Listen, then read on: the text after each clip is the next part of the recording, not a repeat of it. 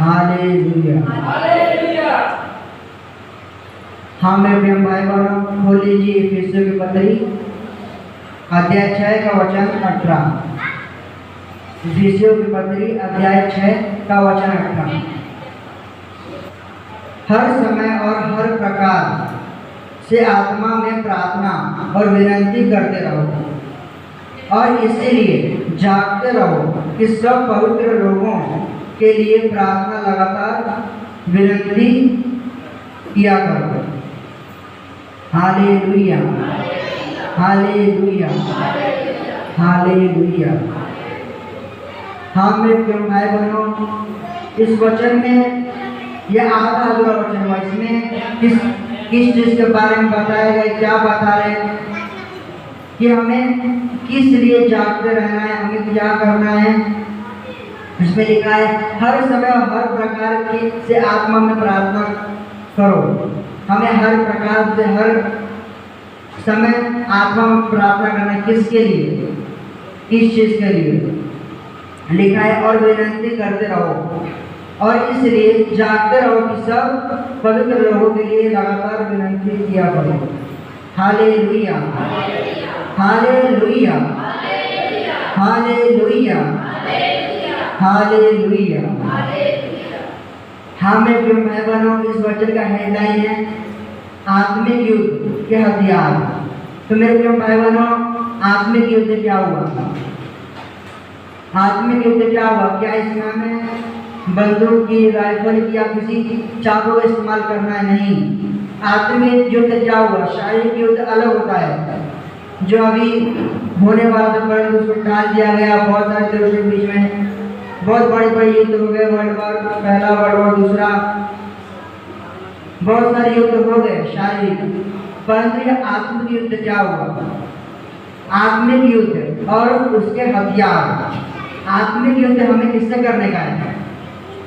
हमें आत्मिक युद्ध लिखा मेरे भाई बहन, हमें इससे फरीसियों से करना है। फरीसियों से, फिर जो लोग रहते जो मसीह हमें रोकते हैं, हमें वहां से हटाना चाहते हैं, उनसे क्या करना? हमें उनसे शारीरिक युद्ध नहीं करना, हमें उनसे जाकर झगड़ना नहीं है, हम उन्हें जाकर गाली नहीं देना है। हमें क्या करना है? हमें उनके लिए प्रार्थना करना है कि हाँ यह अगर मुझे परेशान कर रहे हैं, मेरे परमेश्वर इसके पापों को क्षमा कर और इसके मन को फिरा दे। हमें ऐसी प्रार्थना करना है। अगर हम ऐसी प्रार्थना करेंगे तो ये क्या हो गया? हमारे लिए आत्मिक युद्ध हो गया और उसका हथियार क्या हुआ? प्रार्थना हो गया। प्रार्थना के द्वारा उसको क्या कर रहे हैं? उसको पराजय कर रहे हैं। इसमें नहीं किसी का खून बहेगा, नहीं आपके ऊपर केस होगा, नहीं मारपीट हुई। इसमें क्या होगा? सारा समय क्या है? परमेश्वर से प्रार्थना करना कि हे परमेश्वर ये परेशान कर रहा है, इसके लिए मैं प्रार्थना करो, उसके मन को परिवर्तन करना। Hallelujah, hallelujah, hallelujah, hallelujah. मेरे प्रिय भाई बहनों, आपको मूसा की कहानी याद होगी। उसमें जब राजा फिरौन अपने बिस्तर पे सो रहा था तो क्या हुआ? उसके मूसा उससे रिक्वेस्ट कर रहा था, उससे विनती कर रहा था कि उसके लोगों का, अर्थात इजरायली लोगों को छोड़ दे, जो इजिप्ट में जो उसने गुलाम बना कर रखा है। परमेश्वर बोल रहा है उन्हें छोड़ दो, ये मेरे राज्य में जाएंगे, ये लोग मेरी महिमा करेंगे, मैं इनको अलग सा देश दूंगा। तो क्या हुआ? फिरौन राजा छोड़ने के लिए तैयार नहीं था, वो अपने सैनिकों द्वारा उन्हें काट गिरा था। तो मूसा ने प्रार्थना किया परमेश्वर से कि हे परमेश्वर कोई रास्ता निकालो। क्या मूसा झगड़ने के लिए गया? क्या उसने बोला इजराइल लोगों को कि नहीं देख हम तो उनसे ज्यादा है, कुछ भी रहने के भाई बहनों, जितनी राजा के पास सेना नहीं रहती उससे ज्यादा प्रजा रहती है।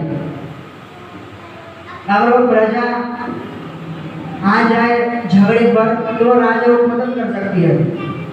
कितने लोगों को मारेगी उसकी जो उसके सैनिक लोग रहते हैं, कितने लोगों को मार पाएंगे? नहीं मार पाएंगे। परंतु मूसा ने ऐसा नहीं किया। मूसा ने क्या किया? परमेश्वर से प्रार्थना किया और इसी जब प्रार्थना की कि हे परमेश्वर, यह राजा मानने को तैयार नहीं है, तो ऐसा कुछ रास्ता निकालिए हम लोग इसका, ये इजिप्ट छोड़ करके हम तेरे राज्य के लिए निकल सकते। तो क्या हुआ, प्रवेश जब रात की सुबह भोर हुई तो क्या हुआ कि राजा का सो रहा था, फिर राजा उसके बिस्तर पे बहुत सारे मेढक आ गए। पूरे हवेली में जो पूरा उसका महल था उसका मेढक आ गए। तो वो परेशान हो गए, वो मेढक जा नहीं रहे। जब तक मूसा आज्ञा नहीं देता तब तक वो मेढक नहीं जाते। तब क्या हुआ, राजा ने आज्ञा दिया कि जाओ तुम अपने लोगों को जहाँ जहाँ लेके जाओ, बस एक मेढक को लेके जाओ। तो क्या हुआ, इसके द्वारा क्या हुआ, आत्मिक युद्ध हुआ। आत्मिक युद्ध कैसे हुआ, राजा मान लिया था, परंतु मूसा ने प्रार्थना किया। प्रार्थना क्या हुई, इसकी हथियार हो गई और हथियार के कारण राजा मार गया। Hallelujah, hallelujah, hallelujah. धन्यवाद परमेश्वर, धन्यवाद परमपिता परमेश्वर। हाँ मेरे प्रिय भाई बहन, उस मेढक के मन को किसने परिवर्तन किया? क्या मूसा अपनी जनता को, अपने लोगों को लेकर के मेढक पकड़ करके कहीं से भी जाकर उसके हवेली में डाल दिया? नहीं। क्या हुआ, परमेश्वर ने उसके जो मेढक लोग थे उनके मन को परिवर्तित किया कि जाओ मैं तुम्हें वहां भेजता हूँ। जब मेढक के मन में परमेश्वर ने ऐसा डाला तो सारे मेढक झुंड में जाकर उसके हवेली में चले गए और तब तक नहीं हटे जब तक परमेश्वर ने मेढक लोग को आज्ञा नहीं, जब तक मूसा बोलेगा नहीं तब तक मेढक लोग को आज्ञा नहीं मिलेगी। तब तक वो लोग उसके हवेली में जाकर उसको परेशान करते रहे। परेशान तब तक करते रहे जब तक मूसा क्या हो, युद्ध को जीत ना जाए। जब मूसा युद्ध को जीत गया तब वो सारे मेढक को हटाए नहीं आया तो अपने आप चले गए। Hallelujah, hallelujah, hallelujah. धन्यवाद परमेश्वर, धन्यवाद परमपिता परमेश्वर। हाँ मेरे प्रिय भाई बहन, यह क्या हुआ, यह आत्मिक युद्ध। और आत्मिक युद्ध का हथियार क्या हुआ, प्रार्थना हो गई। आत्मिक युद्ध का हथियार प्रार्थना होगी, जिस हथियार के द्वारा मूसा ने राजा के ऊपर विजय पाई। फिर आगे तो लिखा हुआ है कि हाँ, परंतु जब हमें क्या करना है, हमें शारीरिक रूप से नहीं लड़ने का है, हमें क्या करने का, आत्मिक रूप से लड़ने का है। अगर हम शारीरिक रूप से लड़ेंगे, डॉक्टर सेबेस्टियन मार्टिन जी कहते थे कि एक भाई है और दूसरा भाई है। एक भाई दूसरे भाई पे केस कर रहा है, दूसरा भाई दूसरे पहले भाई पे केस कर रहा है, दोनों का केस चालू है। ऐसे चलते आ रहा है, पैसा जाते रहा है, पैसा खत्म होते आ रहा है, केस भी चलते रहा है। ठीक है, एक भाई उस भाई को मार देता है तो क्या होता है, जो भाई मारता है वो क्या करता है, जेल में चला जाता है। तो सेबेस्टियन मार्टिन जी बोलते हैं कि ऐसा करना क्या हुआ, गलत हुआ। ऐसे करेंगे तो हम क्या करते हैं, हम परमेश्वर के नियमों को तोड़ देते हैं। परमेश्वर क्या कहते हैं कि तुम उन्हें क्षमा कर। अगर उनसे क्षमा, ऐसा जो वचन लिखा मेरे प्रिय भाई बहनों कि जब हम किसी को क्षमा करते हैं, हम क्या करते हैं, उसको क्षमा नहीं करते, उसको अंगारे डालते हैं। जब हम किसी को क्षमा करेंगे तो हम तो अपने आप से क्षमा कर रहे हैं, परंतु हम उसको क्या करते हैं, मुसीबत में डाल देते हैं। तो अगर आप खुद से बदला लेने आएंगे, आप खुद से उसको फंसाने आएंगे तो आप वो तो नहीं फंसेगा, परंतु आप जरूर मुसीबत पड़ जाएंगे। तो मेरे प्रिय भाई बहनों, आगे ब्रदर जी कह रहे थे कि क्या करना है, आपको कुछ नहीं करना है, आपको उसे परमेश्वर के हवाले कर देना है। आपको उसके लिए प्रार्थना करना है कि हे मेरे पिता, ये तकलीफ है, मुझे तकलीफ दे रहा है, इसको तू देख ले, मैं इसको अपने तरफ से क्षमा कर रहा हूँ। जिस समय आप उसको क्षमा करते हैं वह आपका दुश्मन नहीं, वह स्वयं परम पिता परमेश्वर का दुश्मन बन जाता है। मेरे मैं जोरदार धन्यवाद। Hallelujah, hallelujah, hallelujah, hallelujah. हाँ मेरे प्रिय भाई बहन, ये जो कथा वचन है इसके पहले हम पढ़ते हैं थोड़ा, तो हम पीछे जाते हैं ताकि हम अच्छे से समझ सकें। इसमें लिखा आत्मिक युद्ध के हथियार। आत्मिक युद्ध के हथियार ये क्या हुआ बताया आपको, मैंने जैसे आपको ये कहानी सुन के मालूम पड़ेगा कि हमारा आत्मिक युद्ध क्या है। हमारा आत्मिक युद्ध इसमें ना ही फूल बहेगा, ना ही कोई चाकू चलेगा ना ही कोई बंदूक चलेगी। इसमें क्या चलेगी? इसमें सिर्फ आपकी आत्मा और पवित्र आत्मा का कार्य होगा। Hallelujah, hallelujah, hallelujah. आज जाइए 6 अध्याय वचन 10 को मैं पढ़ता हूँ, सभी सुनिए। इसलिए प्रभु ने और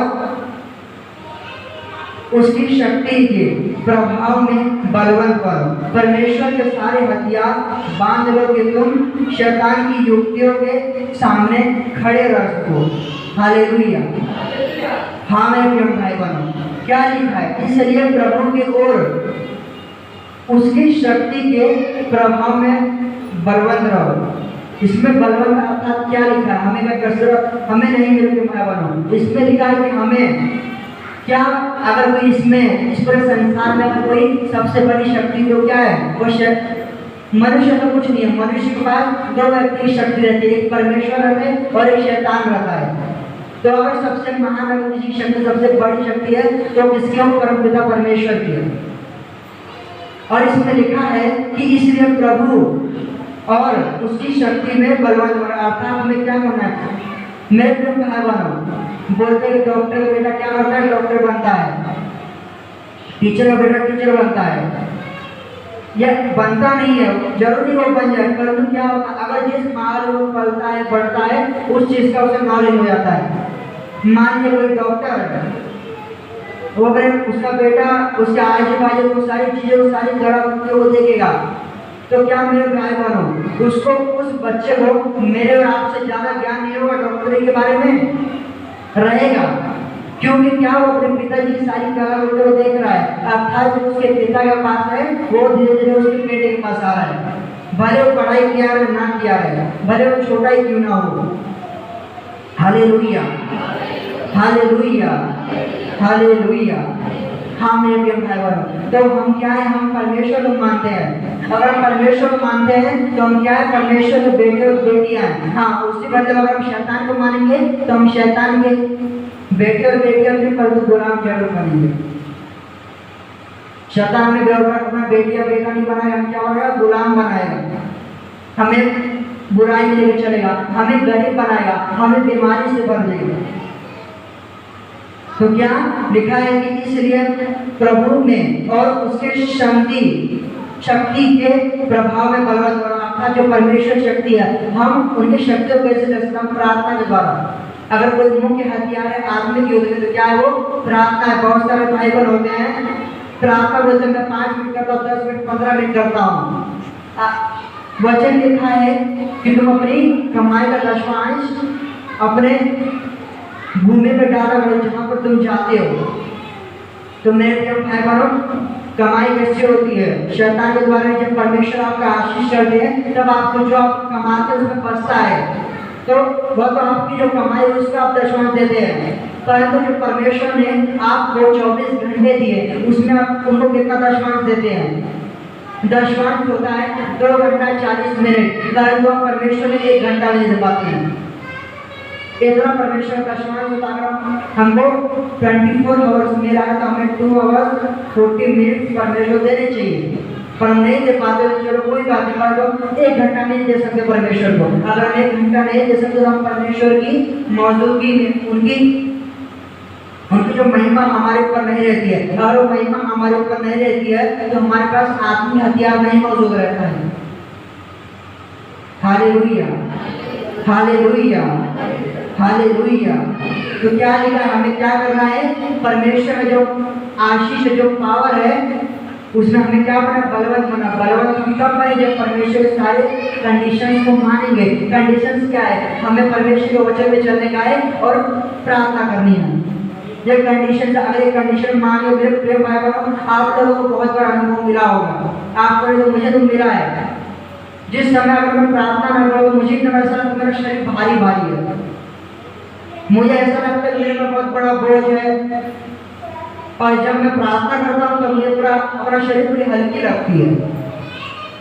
ये हल्की क्यों लगती है मेरे प्रिय भाई? क्यों इसलिए लगती है क्योंकि जब मैं प्रार्थना करता हूँ तब परमपिता परमेश्वर अपना हाथ मेरे सिर पर रख देता है, मेरे अंदर परमेश्वर की एनर्जी आती है और उस समय अगर मैं कुछ ही बोलूंगा तो जैसे परमपिता परमेश्वर बोला करते थे, उनके द्वारा सारी चीज का निर्माण किया, अगर मैं बोलूंगा कि मैं नहीं, कोई और पास्टर बोलेगा कि इसके अंदर सब बीमारी निकल जाए, वो रुक नहीं सकते और निकल जाएगी।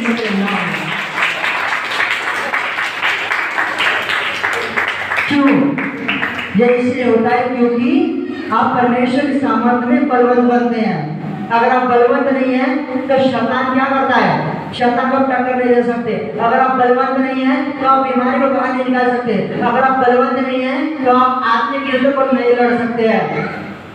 अगर मान लीजिए आपके सामने आपका, जैसे मेरे अपने हमारे वाला न्यूज चल रहा था, न्यूज चल रहा, बाकी होती इंडिया और पाकिस्तान लड़ाई करने के, ये जल्दी लॉकडाउन की बात है। तो मेरे पिताजी थे, हम सब तब पूरा लॉकडाउन में काम नहीं चल रहा था, तो टीवी चालू किया गया, तो वही उसी में हम अपना टाइम निकाल रहे थे, तो उसको देख रहे थे। तो उसमें क्या बोला था कि इंडिया और मतलब पूरा जो संसार है क्या कर रहा है? कोरोना वायरस से लड़ रहा है और ये देश आपस में लड़ रहे हैं। तो मेरे भाई बहनों ऐसा बोला गया था कि इंडिया के पास मान लीजिए 10 लड़ाकू विमान है, एक एग्जाम्पल के लिए, उदाहरण के तौर पे 10 लड़ाकू विमान है और पाकिस्तान के पास खाली 3 है। तो मेरे प्रिय भाई बहनों, इसमें कौन जीतेगा? इंडिया जीतेगा, पाकिस्तान जीतेगा? इंडिया जीतेगा। क्यों? क्योंकि उसके पास ज्यादा लड़ाकू विमान ज्यादा है। अगर ज्यादा है तो वह क्या होगा? उसके ऊपर हावी हो जाएगा। तो मेरे प्रिय भाई बहनों, ऐसे हमारे आत्मिक रूप में होता है। अब जब तक हमारे पास आत्मिक हथियार नहीं है, हम आत्मिक युद्ध नहीं लड़ सकते। अगर लड़ने जाएंगे तो क्या होंगे? परास्त हो जाएंगे। ताली मत हो जाएगी, परास्त हो जाएंगे, खुशी की बात नहीं है। Hallelujah, hallelujah, hallelujah. हाँ मेरे प्रिय भाई बहन, देखिए हमारे पास जब आत्मिक युद्ध नहीं रहेगा, हम क्या होंगे? हम परास्त हो जाएंगे। परंतु जब हम परमेश्वर की महिमा में रहेंगे, हम परमेश्वर के, बहुत लोग होते जो लोग समय में दशमांश कोई नहीं दे सकता, परंतु हमें इतना प्रार्थना करके परमेश्वर की आशीष पर बनी रहेगी। अगर हम कलीसिया में आएंगे तो हम छह दिन तक परमेश्वर की आशीष पर बनी रहेगी। तो हम क्या लेंगे? परमेश्वर की आशीष से इसमें बलवंत रहेंगे, तो हम क्या करके आत्मिक युद्ध लड़ सकते हैं। Hallelujah, hallelujah, hallelujah. आगे जाएगा परमेश्वर के सारे हथियार बांध लो कि तुम शैतान की युक्तियों के सामने खड़े हो सको। हालेलुया। आगे लिखा है कि हमें क्या करना है?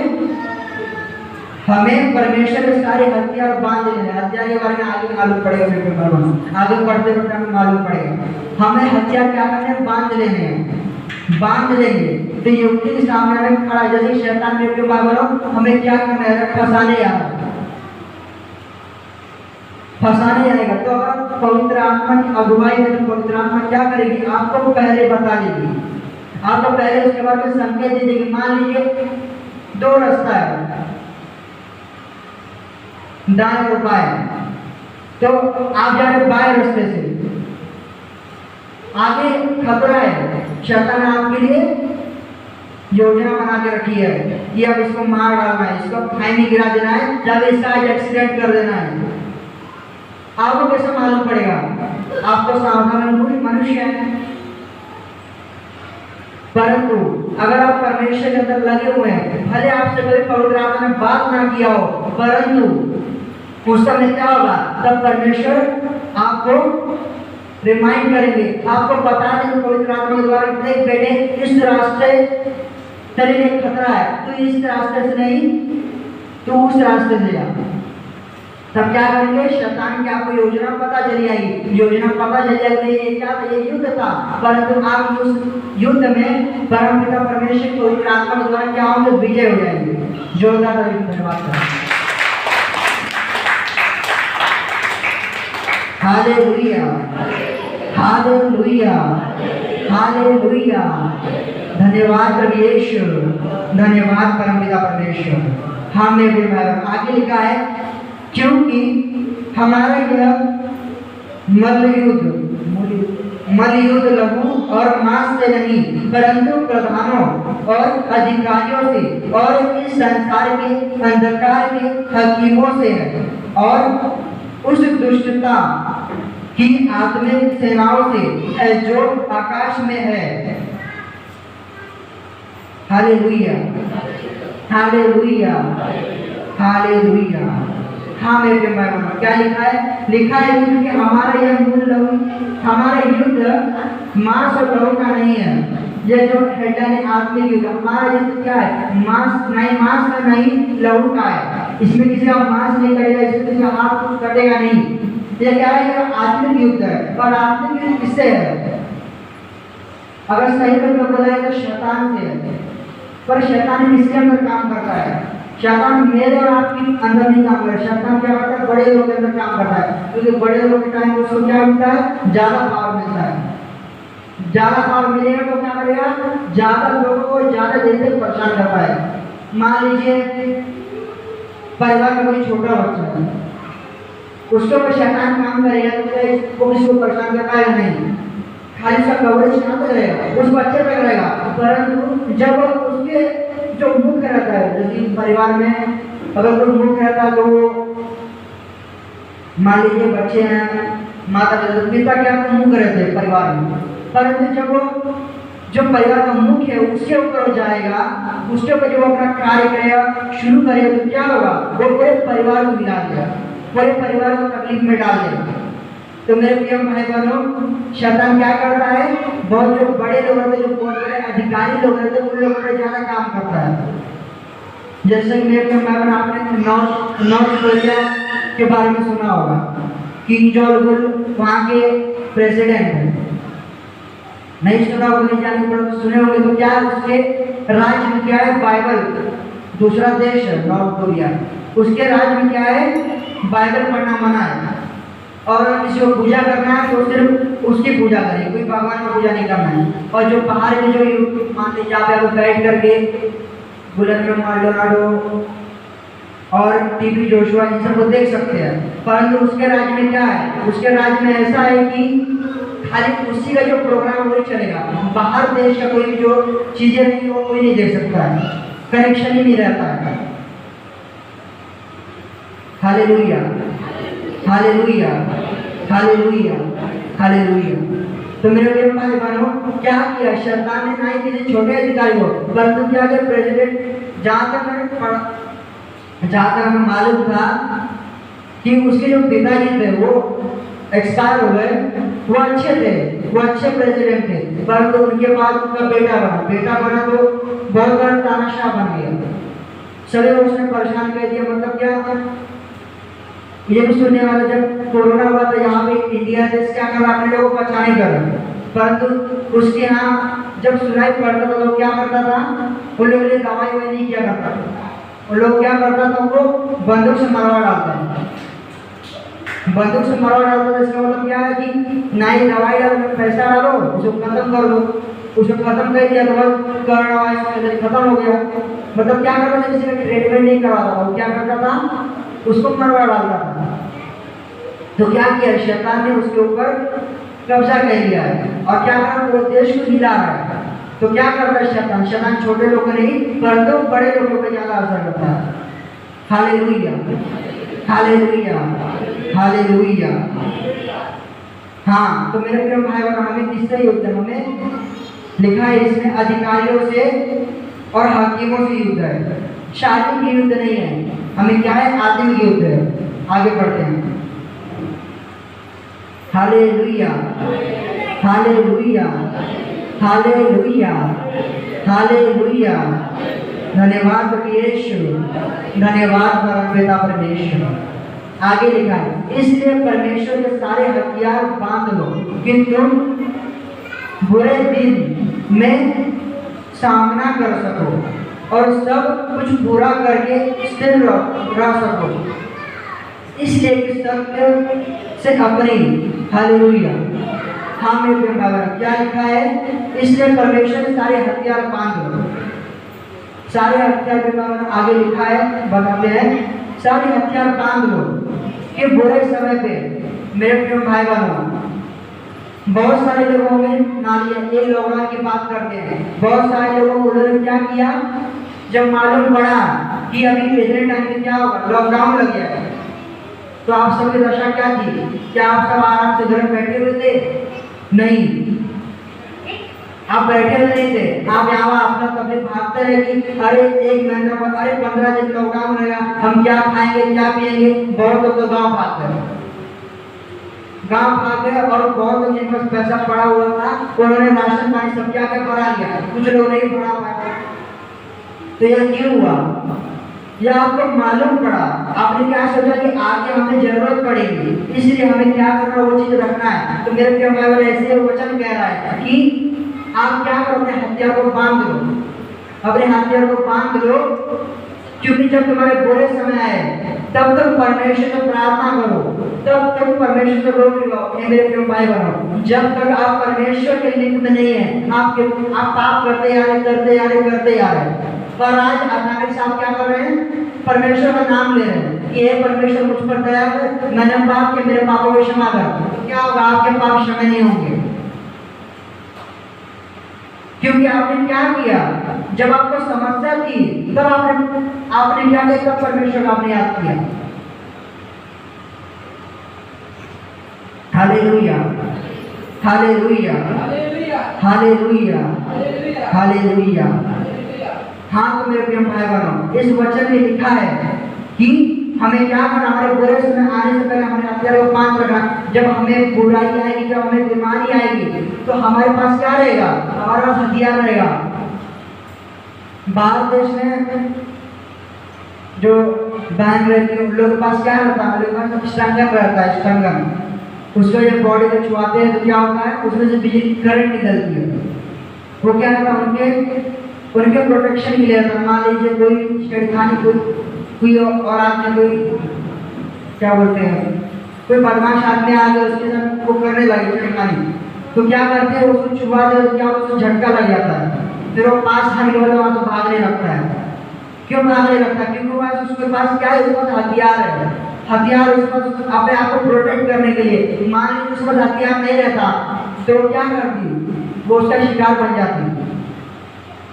तो हमें क्या करना है? हमें क्या करना है? हमारे हथियार को बांध कर रखना है। जब हमारे पास तकलीफ आएगी, हथियार क्या है? हथियार हमारी प्रार्थना है। हथियार यह है कि हम परमेश्वर के वचन को मान कर उस पर चल रहे हैं।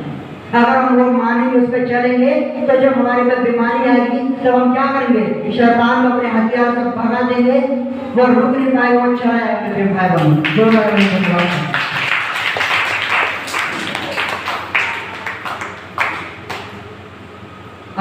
आगे लिखा है, इसलिए संत से अपनी कमर कस लो। कमर कस लो अर्थात करके मानो, कमर कसना अर्थात जानते हो क्या करना? हमें तैयार रहना, हम तैयार रहे, कमर कस लो। और धार्मिकता की झिलम पहनकर। धार्मिकता क्या होती है? धार्मिकता यह होती है मेरे भाई बहनों कि हमें क्या करना है? हमें बुरा नहीं रहना, हमें क्या होना? हमें सही रहना। हमें धर्म का जो रहता है, क्या बोलते हैं, वो हमें फैल लेना है, हमें धर्मी बन जाना है। जब हम धर्मी बनेंगे तब परमेश्वर हमारे साथ धर्म करेंगे। तब क्या होगा? बहुत सारे लोग हमें दुआ लगेगी कि हाँ ये तो भला व्यक्ति, इससे बुरा ना हो। Hallelujah, hallelujah, hallelujah, hallelujah, hallelujah. और पाओ मेल के सुसमाचार की तैयारी के जूते पहनकर और उन सब के साथ विश्वास के ढाल लेकर स्थिर रहो, जिससे तुम उस दुष्ट के सब चलते हुए तीरों को बुझा सको। Hallelujah, hallelujah, hallelujah. हाँ मेरे भाई आगे लिखा है, और इन सब के साथ विश्वास में ढाल लेकर स्थिर रहो, जिससे तुम उस दुष्ट के सब चलते हुए तीरों को। विश्वास क्या होता है? मेरे प्रिय भाई बहनों, भरोसा अलग चीज रहती है। भरोसा और विश्वास में फर्क रहता है। भरोसा यह चीज होती है जो हम देख के करते हैं।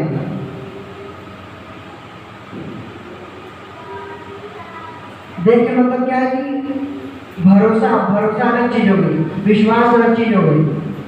मान लीजिए कि मैं यहाँ पे रखा गया, मान लीजिए आपके कपड़े रखे गए और मैं आपको बोल देता हूँ इससे खत्म होने के बाद मैं आप लोगों को दे दूंगा, तो उसमें विश्वास वाली कोई बात नहीं होगी, तो वो तो आपके सामने रखा हुआ है, मैं बोल दे दूंगा। परंतु अगर मैं बोलूंगा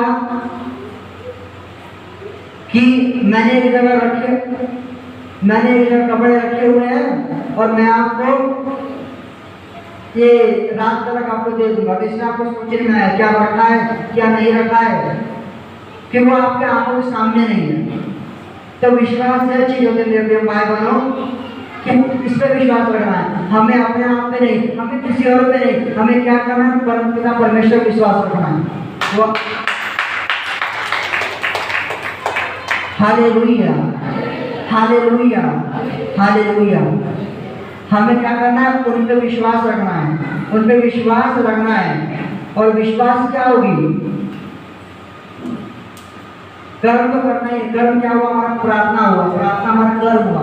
कर्म का विश्वास होगा, विश्वास के बिना कर्म होगा। हमें कर्म करना है, कर्म क्या हुआ, हमारा प्रार्थना हुआ। अगर हम प्रार्थना नहीं करें, खाली विश्वास रखेंगे कि मैं चलूंगा मेरे को कुछ होगा नहीं, मेरा विश्वास है परमेश्वर मेरे साथ है, तो मेरे दिमाग में आपको कुछ परमेश्वर आपकी सहायता नहीं कर पाएंगे। क्यों? क्योंकि आपके पास कर्म नहीं है।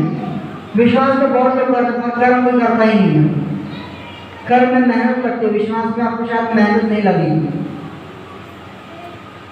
बहुत लोग बहुत बाइबल करते बोलते हैं हाँ बाइबल में लिखा तो वचन सत्य है, मैं इस पर विश्वास करता हूँ। अब परम पिता परमेश्वर बोल रहे हैं कि मांगोगे तो तुम्हें दिया जाएगा, तो हमें क्या करना, हाँ मुझे इसमें विश्वास है, मैं मांग रहा हूँ परमेश्वर मुझे देंगे। परंतु बाद में ये बोलते हैं कि अरे मैं इतने देर से प्रार्थना कर रहा हूँ, प्रार्थना नहीं सॉरी मैं इस वचन में विश्वास कर रहा हूँ, तो मुझे कुछ मिल नहीं रहा है, जब मैं मांग रहा हूँ मुझे मिल नहीं रहा है। क्यों नहीं मिल रहा? क्योंकि आपका कर्म नहीं है। कर्म रहेगा तब आपका विश्वास काम करेगा।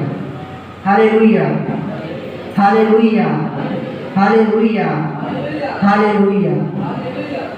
हाँ मेरे प्रिय भाई बहनों, आगे लिखा है कि विश्वास के ढाल हमारा हथियार क्या हो गया? हमारा हथियार कुछ नहीं, हमारी प्रार्थना हो गई। प्रार्थना हमारा हथियार हो गया। हमारी ढाल क्या हो गई? हमें विश्वास रखना परमेश्वर पे। जब हम विश्वास रखेंगे कि हाँ मेरा परमेश्वर मुझे तकलीफ नहीं आने देगा, मैं भले बीमार हूँ, मेरा परमेश्वर मुझे मरने नहीं देगा, भले मैं अभी गरीब हूँ, आपको विश्वास करना चाहिए कि मेरा परमेश्वर मुझे रिच बना देगा, मुझे अमीर बना देगा। जोरदार धन्यवाद करें। यह क्या है? शैतान आपको अटैक करते जा रहे, आपको गरीब बनाते जा रहे हैं, आपको परेशानी में डालते जा रहे हैं। परंतु आपकी जो ढाल है वो क्या है? वो ढाल आपकी क्या है? विश्वास है। आपके विश्वास की ढाल आपके हाथ में है। विश्वास की ढाल आपके हाथ में है।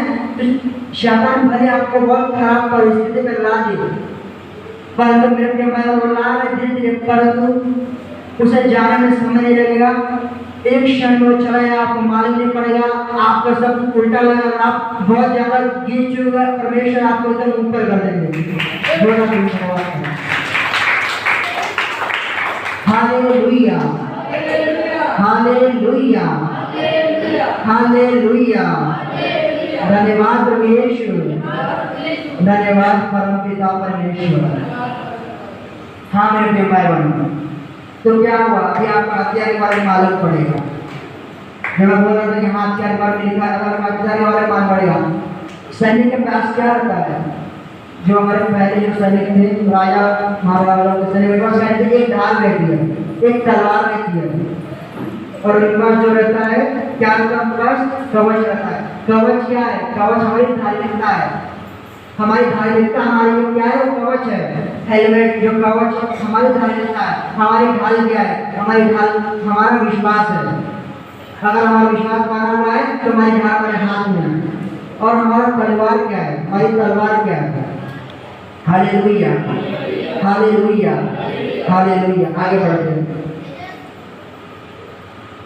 और उद्धार का तो और आत्मा की तलवार,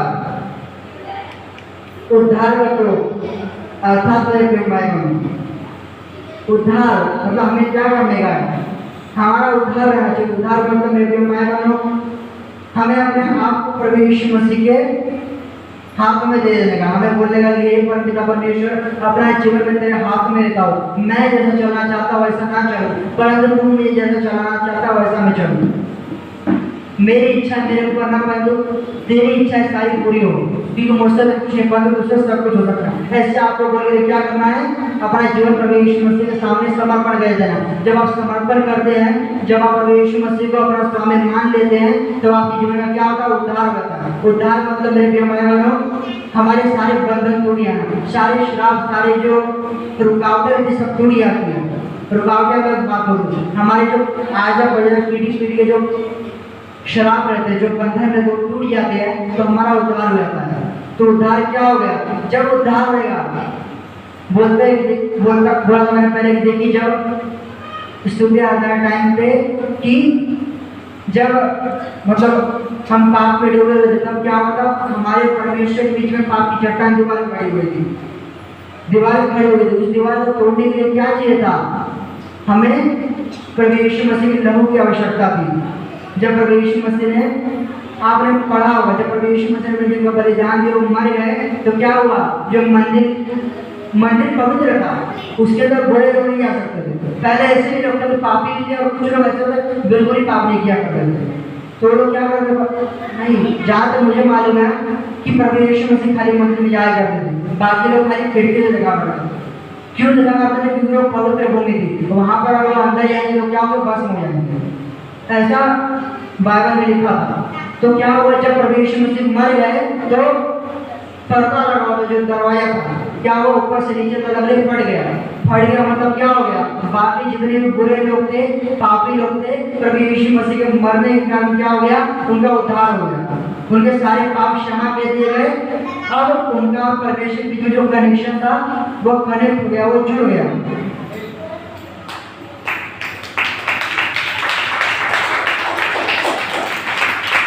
हालेलुया, हालेलुया, हालेलुया। हाँ मेरे भाई बहन, तो वह क्या हो गया? वह उद्धार हो गया। उद्धार हो गया तब हम क्या है? तो मतलब क्या है कि हम परमेश्वर से जो बोलेंगे वो हमारे लिए हो जाएगा। और वो कब बोल सकते? कब हम, मान लीजिए आप परमेश्वर के लिंक में नहीं है, आप परमेश्वर की लिंक में नहीं है, आप कुछ बोलेंगे तो नहीं होगा। क्यों नहीं होगा? मान लीजिए आपका और आपके पिता का बंटवारा हो गया, तो आप कौन है, वो कौन है? अगर आप अब उनसे जाएंगे कि मुझे ये चीज क्या वो देंगे, आपको नहीं देंगे, क्योंकि क्या हो गया? बंटवारा हो गया, आपका और उनका लिंक कट गया है। परंतु जब वो लिंक देंगे तब बोलेंगे पिताजी मुझे ये चाहिए, मुझे वो चाहिए, तो पिता क्या बोले? अल्लाह बेटा सब तेरे लिए। Hallelujah, hallelujah, hallelujah. तो मेरे भाई बहनों, एक हुआ कि देखिए हमारा क्या हो गया? एक हमारा जो झील में रहता है जो कवच हो, क्या हुआ? हमारा हमारी प्राथमिकता हो गया, हमारा एक कवच हो, एक हथियार हमारा कवच हो गया। और जो हमारा ढाल है वो हमारा विश्वास हो गया। हमारा तोप क्या हुआ? तोप हमारा क्या हो गया? उद्धार। हमें क्या करना है? अपने पापों की क्षमा ले लेनी है। हमें उद्धार, हमारा उद्धार हो जाना चाहिए, हमारा अभिषेक हो जाना चाहिए। अभिषेक हो गया तो हमारे पास क्या आ गया? हमारे पास तोप आ गया। तोप अर्थात हम जब परमेश्वर से प्रार्थना करेंगे कि हे पिता मैं तकलीफ में हूँ, या फिर मान लीजिए किसी को आप क्या करेंगे? इसीलिए प्रार्थना करेंगे। प्रार्थना करेंगे तो क्या होगा? वो चंगा हो जाएगा। आपके अंदर से क्या निकलेंगे? आपके गोले निकलेंगे। वो जो दुष्ट आत्मा रहेगी उससे जला दी जाएगी यीशु मसीह के नाम में। जो धन्यवाद करेंगे वो आपसे क्या हो जाएंगे? वह आपके आत्मिक लोग हो जाएंगे। कितने हो गए? कवच हो गया, ढाल हो गई, तोप हो गया, 4 हथियार आपके हो गए। और आपका जो मेन हथियार होता है तलवार, जिससे आप किसी को अपना अटैक कर सकते हैं। अटैक किस चीज से कर सकते हैं आप? क्या आप हाथ से अटैक करेंगे? दूसरे आत्मा को तो आप कैसे अटैक करेंगे? अरे आप क्या अटैक करेंगे? आपने बोल दिया ना, तो उसके शरीर से निकल के आपके शरीर के अंदर आई, आपको तबाह कर देगी। क्योंकि आप अंदर से क्या है, आप अंदर से खोखले हैं, आप अंदर से खाली हैं। तो खाली तब नहीं रहेंगे जब हम क्या कर लेंगे, hallelujah hallelujah hallelujah hallelujah hallelujah. हम खाली कब रहेंगे, जब हमारा उद्धार हो जाएगा, अर्थात हम जब अपने पापों की क्षमा मांग लेंगे, जब हम परमेश्वर का कनेक्शन करेंगे, तब हम खाली नहीं रहेंगे, तब दुष्ट आत्मा हमारे पर हावी नहीं हो पाएगा। अर्थात जो हमारा शत्रु है वो हमारे पर हावी नहीं हो पाएगा। आगे क्या लिखा है, पढ़ते हैं। और उद्धार कर दो, और आत्मा की तलवार जो परमेश्वर का वचन है। हाँ मेरे प्रिय भाई बहनों, आत्मा की तलवार क्या है, परमेश्वर का वचन क्या है मेरे प्रिय भाई बहनों, परमेश्वर का वचन तलवार है। तलवार वो क्या है, वो एक धारी नहीं, वो दो धारी तलवार है। वो दोनों धारे से दोनों तरफ से अटक जाए, ऐसे मारो चाहे वैसे मारो, चाहे आगे से मारो चाहे पीछे से मारो, वो शत्रु को उतनी हानि पहुंचाएगी। वो क्या है, दो धारी तलवार है, वचन जो परमेश्वर हमें दिया है। वचन में हमें अधिकार कब मिलता है, जब हमारा उद्धार हो जाता है, उद्धार होता है, तब हम बोलते हैं हे दुष्ट आत्मा, यीशु मसीह के नाम में तुझे बाहर निकालता हूं, और रुक नहीं सकता मेरे भाई बहनों। दो ढाई तलवार उसके पूरे बॉडी को छेद कर जाता है, उसको निकालना पड़ता है यीशु के नाम में। Hallelujah hallelujah hallelujah. वचन तलवार हो गई।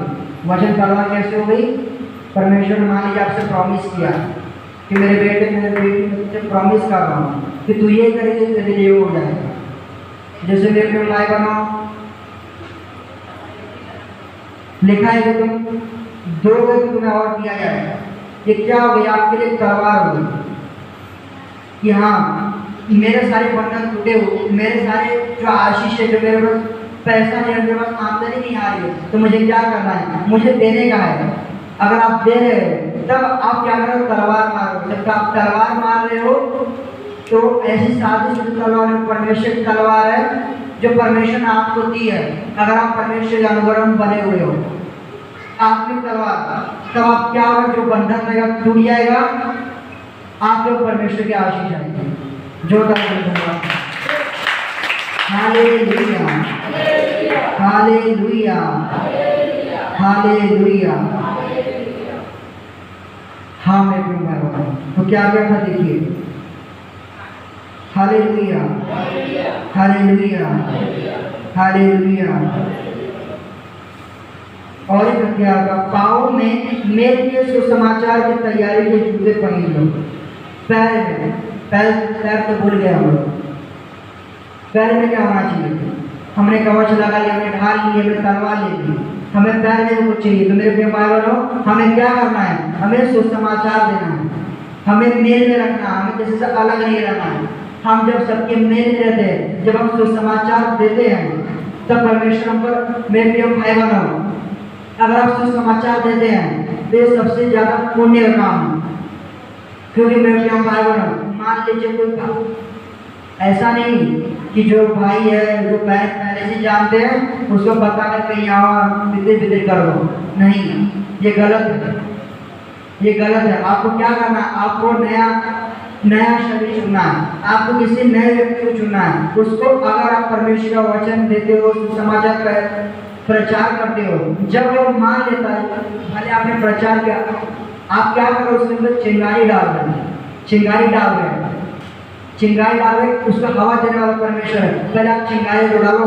मैंने पहले प्रवचन दिया था, आप क्या हो, इस संसार के क्या हो, ज्योति हो, इस संसार के आप ज्योति हो। आपको क्या करना है, आपको सभी को रोशनी देनी है। जब आप उसको चिंगारी दोगे तब परमेश्वर सुनना हवा पड़ा। तो अगर चिंगारी नहीं दोगे उसको, तो उसका जो उद्धार कैसे पाएगा। परमेश्वर ने अपने लोगों को किसी ने चुना है, इसलिए चुना है ताकि वो बाकी लोग को शैतान के पास से बचा सके।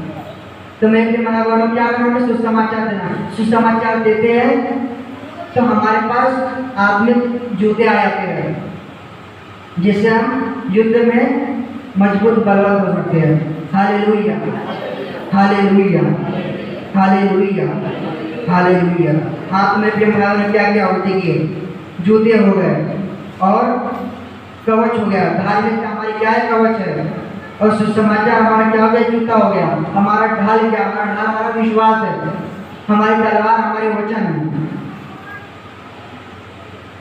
हमें क्या करना है? इन सबको पहन लेना है। पहन क्यों लेना है? पहन इसलिए लेना है मेरे भाई बहनों, क्योंकि आगे जाकर के आगे बुरे दिनों में हम क्या कर सके?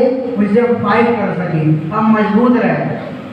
Hallelujah, hallelujah, hallelujah. हाँ मेरे भाई बहनों, तो क्या करना है आपको? अभी आत्मिक रूप से क्या करना है? युद्ध करना है। आपको शारीरिक रूप से युद्ध नहीं करना है।